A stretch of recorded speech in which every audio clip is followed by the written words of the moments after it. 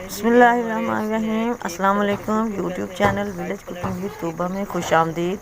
जी तो व्यूवर्स, कैसे हैं आप? उम्मीद है बिल्कुल ठीक होंगे। हमेशा की तरह जहाँ रहें खुश रहें, शाद रहें, आबाद रहें, हंसते मुस्कुराते रहें। इसी के साथ ही चलते हैं आज की रेसिपी की तरफ।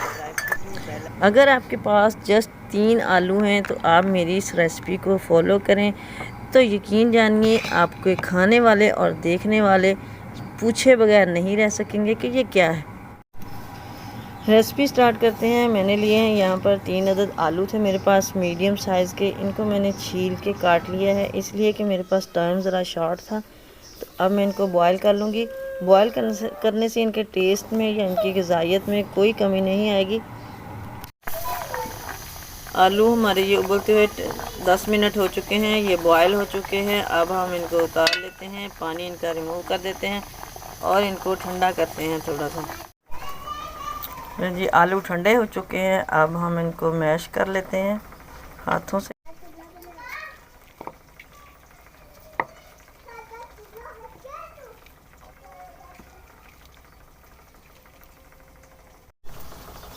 आलू हमारे मैश हो चुके हैं, अच्छे से मैश करने हैं ताकि इनके अंदर कोई गुठली ना रहे।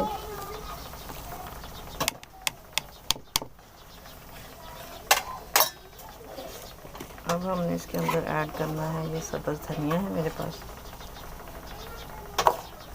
और पुदीना। अभी हम इसके अंदर डाल देते हैं आधा कप बेसन है मेरे पास।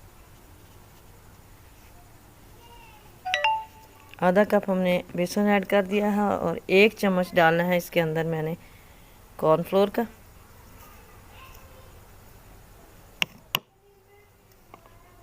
और जी जाएगा इसके अंदर जस्ट आधा चम्मच नमक जाएगा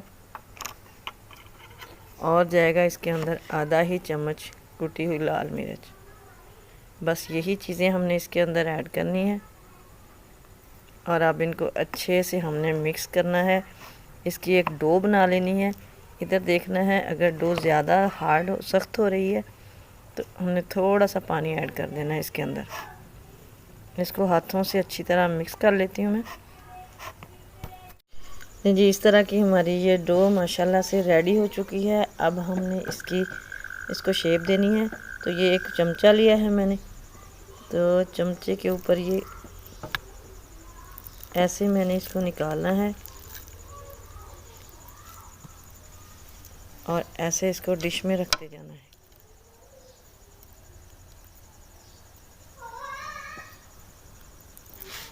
इसी तरह मैं सारे एक एक करके तो ऐसे डिश के अंदर इसको रख दूंगी। ये देखिए मैंने सारे जो है निकाल लिया है इनको। तो ऐसे लंबाई के रूप पे थोड़ा थोड़ा मैंने हाथों से बेल लिया है। सारी हमारी जो डो थी वो इसी तरह मैंने रेडी करके रख दी है। अब मेरे पास ये है एक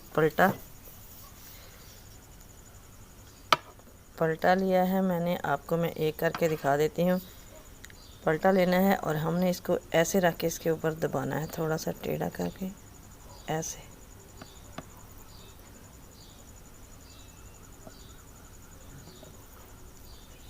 इसकी एक प्यारी सी शेप बन जाएगी।